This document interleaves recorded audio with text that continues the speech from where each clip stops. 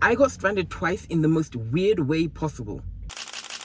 Imagine you just go on a road trip, whether it be on holiday, going to see family or whatever, and you just hear a bang. Then everyone's looking around, you're like, what happened? The driver's like, the clutch is gone. And of course you're a little bit panicked, so you just have to pull over to the side of the road quickly. You have to check what's going on, you have to stop, turn the engine off, whatever. And you look down by where the pedals are, it's completely unresponsive, and it just flopped down. It's like you can't lift it up, you can't do anything with it, it's just completely gone. So now you're stranded in the side of the road, you have to try and figure out what to do. None of us have Zimbabwean SIM cards really, except for my dad, so we couldn't really call InDrive or anything, which is basically a Zimbabwean equivalent to Uber. And we ended up having to take a combi back, and if you guys know what that is, it is basically the most rickety form of transport you can imagine. And it really is not pleasant at all. It's cramped, they're blaring music, it's really loud, they speed, it's just basically very dangerous. And at that point we're just trying to figure out how to tow the Land Rover back home, and it is basically a trip ruined. I'll show you what that looks like right now, the clutch, but it's actually crazy.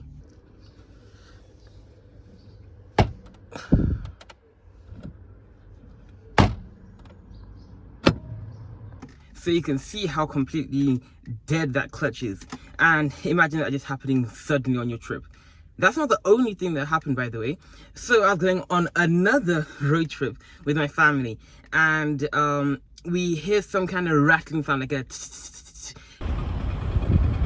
kind of sound, and we didn't think it was anything serious, so we just continued driving, and we assumed that we just drove over something, maybe it was just being dragged along with the car. So we ended up stopping, and there's nothing under the car, so we continue driving.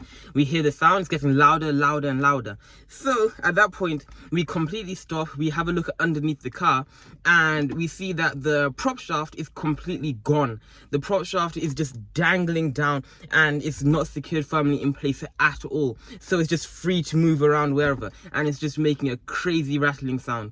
We didn't have any tools really. We only had a bit of wire, we had a few screwdrivers, nuts and bolts, stuff like that in the back of a bag for other uses. So we couldn't really do anything until we tried to find out how to reconnect the prop shaft, and it was a very makeshift, very quick kind of fix. So we had to try and wrap the wire around. We used a screwdriver to tighten it, just like a little twisty thing, and surprisingly it worked. We obviously had to cancel the road trip, we had to go back home, and we hired someone to fix it. This welder came to try and weld the bracket back on over it so that it'd be put in place. And of course I know quite a bit of welding, and his voltage was way too high for the amount of metal that he's welding, so it was just going to burst a hole through it, which it did. And I tried telling him about that, but he's like, no, I've been welding for a really long time, so he knows what he's doing.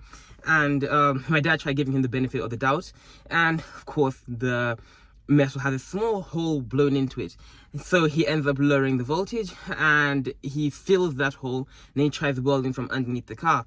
And when he tries doing that, the weld is absolutely awful. It's filled with slag inclusions, it's just patchy. I was like, that weld's not gonna hold. And he's like, no, it will hold, it will hold. So we just see what's gonna happen. We pay him the money, he goes, and the equipment, you could really tell that what he was trying to do was not good at all. He literally had a plug that didn't have a plug in it, it only had 2 wires, and he wanted to stick it into the outlet. He didn't have a grinding disc, he literally only had a cutting disc, so he tried grinding down his weld with a cutting disc, which of course didn't work very well. And to absolutely no one's surprise, the next day the weld broke it again. So we decided that soon we're going to buy a completely new prop shaft, because this is our second time trying to fix it, and then we're going to buy a new clutch. But we're not going to do any of this now because I'm going back to England soon, so we'll probably try fixing it when I go back to Zimbabwe. The time the prop shaft broke down was actually a lot worse than when the clutch broke down, because it was nighttime, we're in the middle of nowhere, it's completely dark, because you know how most roads in Zimbabwe don't have street lights, so we have to use our phone flashlights and we have to try and twist it around and everything.